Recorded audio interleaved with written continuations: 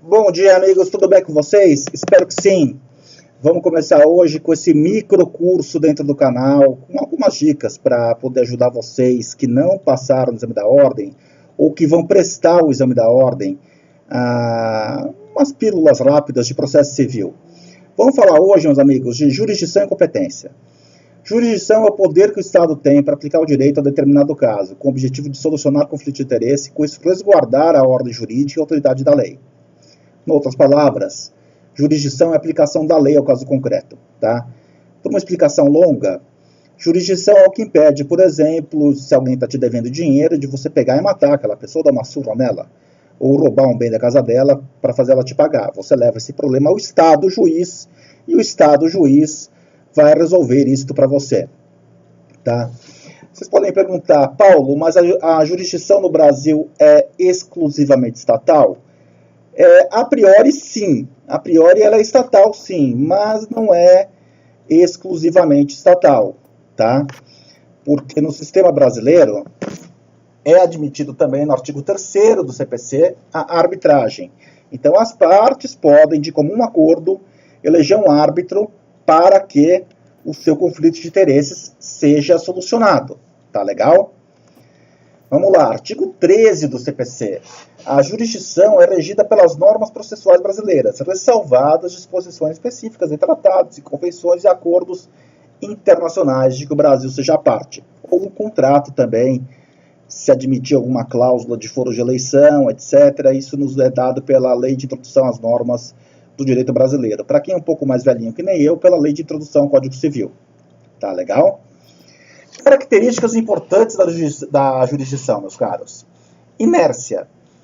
O juiz, tanto no civil, quanto no criminal, quanto no trabalhista, não inicia processo. O processo é levado ao juiz pelo titular da ação, seja o Ministério Público na área penal, seja a parte na área do direito privado. Substitutividade. O juiz ou o árbitro substitui a vontade das partes, tá? Quando você leva um caso à arbitragem, quando você leva um caso a um processo judicial, os advogados apenas representam as partes e a vontade das partes vai ser sanada pelo juiz, tá? Que vai proferir uma sentença ao caso concreto. E definitividade. A jurisdição é definitiva. Toda decisão tomada por um juiz ou por um árbitro, eventualmente vai se tornar imutável. Quando não couber mais recurso, e vai chegar uma hora que nem ação rescisória contra essa decisão caberá, tá? Então, a jurisdição é definitiva, ela encerra os processos, tá? Você não entra com processo para que ele não se resolva nunca, tá? Competência, meus amigos, vamos falar de competência rapidinho? A competência define o limite da jurisdição. Exemplo óbvio, um juiz trabalhista pode julgar uma demanda civil? Claro que não, né? Ele é incompetente absolutamente para aquele trabalho, para conhecer daquela demanda. Tá legal? Regras de jurisdição nacional. Critério da efetividade. A questão julgada no Brasil pode ser julgada aqui no Brasil, pode ser executada aqui no Brasil. Quer dizer, se você bater seu carro na Alemanha, adianta você processar a pessoa que bateu seu carro na Alemanha se a pessoa mora na Alemanha e o acidente aconteceu na Alemanha, a prova tem que ser produzida na Alemanha. Eventualmente você pode até processar se a pessoa tiver um duplo homicídio, mas vai ser complicado executar, né? Então, a gente tem que pensar se a jurisdição vai ser efetiva, tá? E esse que é o critério da efetividade. É você poder começar e terminar o processo dentro do país. Critério de interesse. Quando, por exemplo, há interesse do Brasil em julgar. Quando, por exemplo, tem o interesse de um brasileiro envolvido. E o critério de submissão, tá? Quando as partes concordam com a eleição ou não do foro brasileiro. Isso é mais ligado ao direito contratual e à arbitragem, tá? Mas é bom saber. Jurisdição nacional exclusiva. Bom, vamos lá, meus amigos. Artigo 23 do Código de Processo Civil. Deve ser julgado exclusivamente no Brasil ações que digam respeito a imóveis localizados no Brasil. A sucessão hereditária, a partilha de bens localizados no Brasil também. E divórcio ou união estável quando houver partilha de bens a serem partilhados no Brasil. Isso também nos é dado pela Lei de Introdução às Normas do Artigo do Direito Brasileiro, em seu artigo 12, tá? Competência. Competência é a forma como é distribuída a jurisdição. A competência pode ser hierárquica ou funcional, pode ser material, pode ser valorativa, de acordo com o valor da causa, pode ser territorial, por exemplo, Fórum de Pinheiros, Fórum Regional da Lapa, etc. A cidade de São Paulo é dividida em mais de 12 fóruns regionais, tá? A hierárquica ou funcional, vamos lá. São ações para as quais ou a ação necessariamente deve começar em um tribunal específico, em uma corte específica, em um foro específico, ou por prerrogativa de função. Então, a gente vai ter as ações originárias.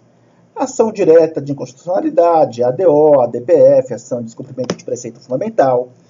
As ações nos quais o réu tem uma prerrogativa de função, governador de estado, prefeito, juiz, magistrado, presidente não é apenas o presidente da República e os deputados que têm foro de prerrogativa de função no Brasil, outros cargos públicos também detêm esse foro. Mais ou menos do Brasil hoje, 50 mil pessoas tem foro por prerrogativa de função, que é chamado erradamente de foro privilegiado. Mas o nome correto, técnico, é foro por prerrogativa de função. E no final a gente tem a competência por dependência, quer dizer, são as ações acessórias. Se você tiver que impetrar um mandado de segurança contra uma decisão proferida numa ADI, obviamente, a competência originária desse mandado de segurança é do STF, porque a competência para conhecer a ADI é do STF, tá? Isso é competência por dependência. Qualquer ação que seja dependente àquela ação que tem um foro privilegiado, ou que tem um foro específico em razão da lei, qualquer ação a ela ligada, incidental, habeas corpus, mandado de segurança, cautelar, etc., vai ser dirigida àquele foro. Bom, vamos lá. Competência material. Daí a gente tem a questão da justiça especializada e a justiça comum, tá? Primeiro, temos a justiça, eu escrevi justiça especializada versus justiça especializada, é comum. Não anotem tudo que eu falo e prestem atenção no que está escrito. Às vezes eu também erro, como todo mundo erra nessa vida. Justiça especializada versus justiça comum. Vamos lá.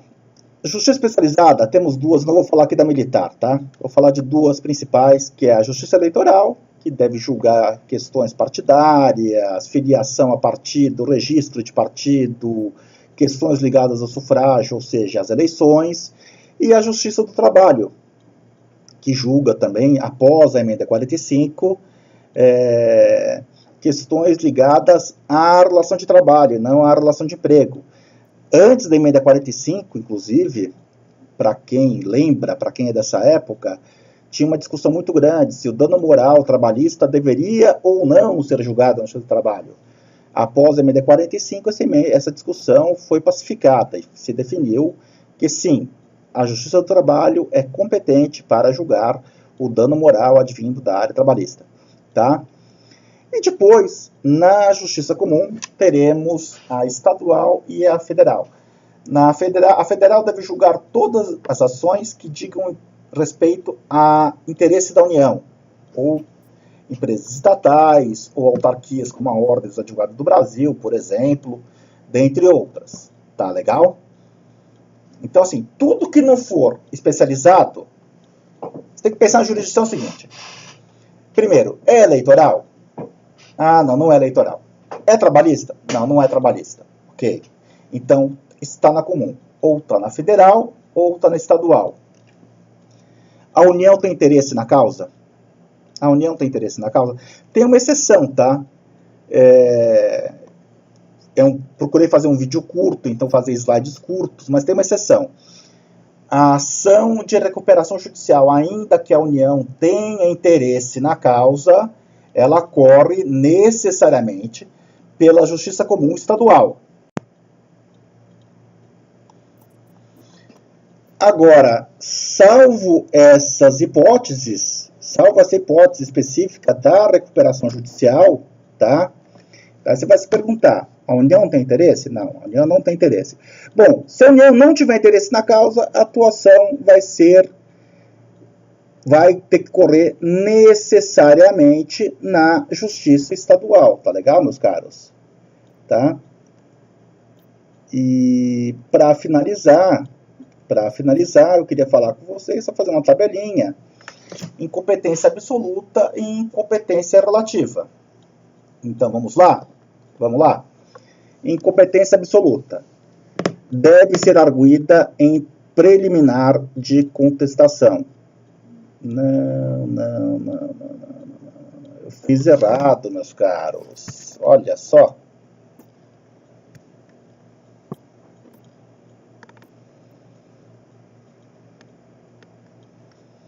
Na verdade, a competência absoluta pode ser arguida a qualquer tempo. Pelo amor de Deus, pode ser arguida a qualquer tempo. E aqui deve ser arguida em preliminar de apelação.